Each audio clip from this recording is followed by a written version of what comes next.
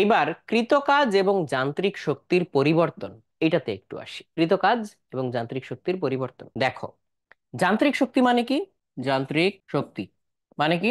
গতিশক্তি প্লাস বিভব শক্তি। গতিশক্তি প্লাস, তাহলে এটা হচ্ছে যান্ত্রিক শক্তি। তুমি একটা বস্তুর উপরে টোটাল যেই কাজ করবা, সেটা ওই বস্তুর মধ্যে মোট যান্ত্রিক শক্তির পরিবর্তন ঘটাবে। তোমার কৃত কাজটাই ওই বস্তুর যান্ত্রিক শক্তির পরিবর্তনের। তাহলে যান্ত্রিক শক্তি থেকে যদি আমি হচ্ছে বিভব শক্তি বাদ দিয়ে দেই, ধরো এমন একটা সিচুয়েশন ক্রিয়েট করছি যেখানে বিভব শক্তি চেঞ্জ হয় না, মাটির উপর দিয়ে বল গড়াই দিছি, উচ্চতার পরিবর্তন নাই, তাহলে তখন কি শুধু গতিশক্তির পরিবর্তনটাই? কিসের পরিবর্তন? যান্ত্রিক শক্তির পরিবর্তন। আর যান্ত্রিক শক্তির পরিবর্তনটাই আমরা কি বলছি? কৃতকাজ। তাহলে কি হলো? গতিশক্তির পরিবর্তনই কৃতকাজ। সো এটা আমরা আগের কোন একটা প্রবলেমে ইউজ করছিলাম, তাহলে এখন এসে বোঝা যাচ্ছে যে ঠিকই ইউজ করছিলাম। সো আমরা এটা একটা এক্সাম্পল দেই, তাইলে বোঝা যাবে। একটা এক্সাম্পল দিলে বোঝা যাবে। মনে করো তুমি একটা ইট নিলা, এই ইটটাকে তুমি হচ্ছে উপরে উঠাইলা, একবার হচ্ছে সমবেগে, সমবেগে, আরেকবার উঠাইলা হচ্ছে ত্বরণে, ত্বরণে, ত্বরণে, ত্বরণে। তাহলে দুই ক্ষেত্রে তোমার কৃতকাজ সমান হবে কিনা এটা আমাকে বলো।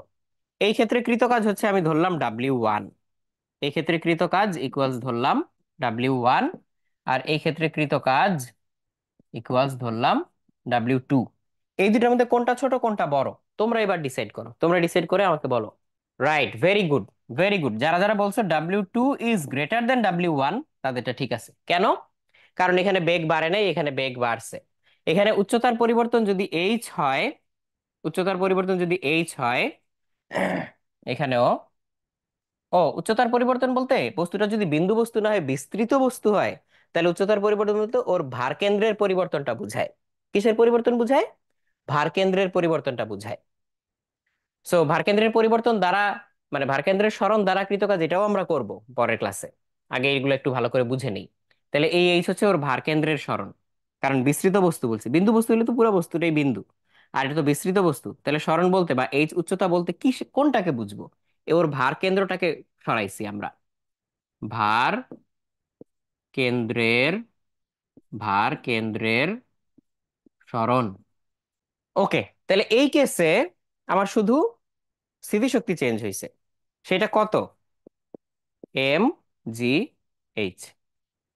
আর এই কেসে স্থিতিশক্তি গতিশক্তি দুইটাই চেঞ্জ হয়েছে, তাহলে এখানে mgh তো থাকবেই, তার সাথে আরো কি থাকবে? Half m final velocity square minus initial velocity square.